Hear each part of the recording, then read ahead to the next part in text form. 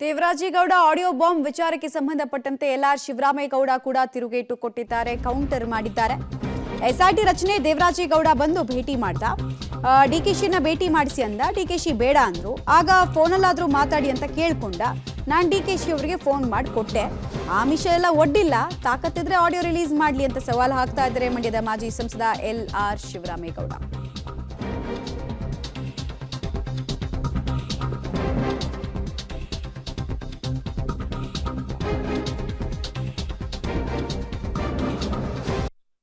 Pen drive ಪ್ರಕರಣಕ್ಕೆ ಸಂಬಂಧಪಟ್ಟಂತೆ ಮಾಜಿ ಸಂಸದರಾಗಿರ್ತಕ್ಕಂಥ ಮಂಡ್ಯದ ಎಲ್ಆರ್ ಶಿವರಾಮೇಗೌಡರ ಹೆಸರು ಕೇಳಿಬಂದಿದೆ. ಹಾಗೆ ಡಿಸಿಎಂ ಡಿಕೆ ಶಿವಕುಮಾರ್ ಅವ್ರನ್ನ ಮಾತಾಡಿಸಿದ್ರು ಅನ್ನೋ ಮಾತು ಕೂಡ ಕೇಳಿಬಂದಿದೆ. ಇದ್ರ ಬಗ್ಗೆ ಮಾತಾಡಲಿಕ್ಕೆ ಮಾಜಿ ಸಂಸದ ಶಿವರಾಮೇಗೌಡರ ನಮ್ಮ ಜೊತೆ ಇದ್ದಾರೆ. ಸರ್, ಮೊದಲನೇದಾಗಿ ಹಾಸನದ ಪೆನ್ ಡ್ರೈವ್ಗೂ ನಿಮಗೂ ಏನು ಸಂಬಂಧ, ಯಾಕೆ ಹೋಗಿದ್ರಿ? ಹಾಸನದ ಪೆನ್ ಡ್ರೈವ್ಗೂ ನನಗೂ ಸಂಬಂಧ ಇಲ್ಲ. ನಾನು ಹಾಸನದಿಂದ ಆಗಿರ್ತಕ್ಕಂಥ ಅನಾಹುತಗಳ ಬಗ್ಗೆ ಅದರ ಹಿಂದಿನ ದಿವಸ ನಾನು ಪ್ರೆಸ್ ಮೀಟ್ ಮಾಡಿ ಹೇಳಿದ್ದೆ. ದೇವರಾಜೇಗೌಡರು ಅವರು ನಮ್ಮ ಪಾರ್ಟಿಲೇ ಇದ್ದಾರೆ, ನನಗೂ ಪರಿಚಯಸ್ಥರು. ನನ್ನನ್ನು ಬಂದು ಭೇಟಿ ಮಾಡಿದರು. ಆಗ ದೇವರಾಜೇಗೌಡರು, ಅಣ್ಣ ನೀವು ಮಾತಾಡಲೇಬೇಕು, ಎಲ್ಲಿ ಸಿಗ್ತೀರಿ, ಬರಬೇಕು ನಿಮ್ಮ ಹತ್ರ ಅಂದರು.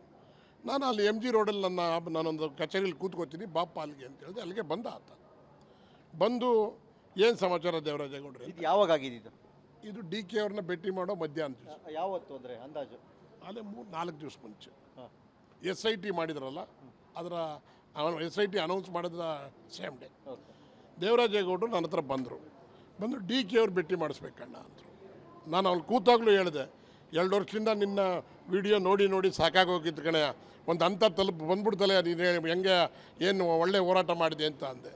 ಆಗಲೂ ಅಂದ ಅವನು ನನಗೆ, ಅಲ್ಲಿ ಮಾತಾಡುವಾಗಲೂ ಅಂದ, ಅಯ್ಯೋ ಏನು ಮಾಡೋದಣ್ಣ, ನಾನು ಎದ್ರಿಕೊಂಡು ಸುಮ್ಮನಿದ್ದೆ. ನಾನು ಹೋಗಿ BJP ನಮ್ಮ ಮುಖಂಡರುಗಳನ್ನೆಲ್ಲ ಕೇಳಿದೆ, ರಿಲೀಸ್ ಮಾಡಿ ಅಂದರು. ರಿಲೀಸ್ ಮಾಡಿ ನೀನು ಅಂದರು. ಮಾಡು ಅಂದ್ರೆ ಅದಕ್ಕೆ ಮಾಡಿದ್ದೀನಿ. ಆಮೇಲೆ ಕುಮಾರಣ್ಣವ್ರನ್ನ ಕೇಳಿದೆ, ಮಾಡಿ ಅಂತ ಅಂದರು. ಅದಕ್ಕೆ ನಾನು DK ಅವ್ರನ್ನ ಭೇಟಿ ಮಾಡಬೇಕಲ್ಲ ಅಂತ ಕೇಳಿದೆ. ಅಲ್ಲಿಂದ ಮುಂದೆ ಆಮಿಷಗಳನ್ನು ಒಡ್ಡಿದ್ರು, ಕ್ಯಾಬಿನೆಟ್ ದರ್ಜೆದಿದ್ದು ಅವೆಲ್ಲ ಇದೆ, CBI ಕೊಡ್ತೀನಿ ಅಂತಿದ್ದಾರೆ. ಹೌದು, ಅದನ್ನೆಲ್ಲ ಹೇಳಿದ್ದು. ಅವನ ಅಪ್ಪನ ಹುಟ್ಟಿದ್ರೆ ರಿಲೀಸ್ ಮಾಡೋಕ್ಕೆ ಹೇಳಿ, ಏನು ಮಾತಾಡಿದ್ದಾರೆ ಅಂತ ಗೊತ್ತಾಗುತ್ತೆ. ಅವ್ನು ಗಂಡಸಾದರೆ ರಿಲೀಸ್ ಮಾಡಬೇಕದ. ಈ ಥರ ಎಲ್ಲ ಬ್ಲ್ಯಾಕ್ ಮೇಲ್ ಮಾಡೋದಕ್ಕೆ ಅವ್ನು ಬ್ಲ್ಯಾಕ್ ಮೇಲರ್ ಅಂತ ಗೊತ್ತು ನಮಗೆ. ಅವನಾಗಿ ಬಂದು ಕೇಳಿದ್ದಕ್ಕೆ ನಾನು ಫೋನ್ ಮಾಡಿಕೊಟ್ಟೆ.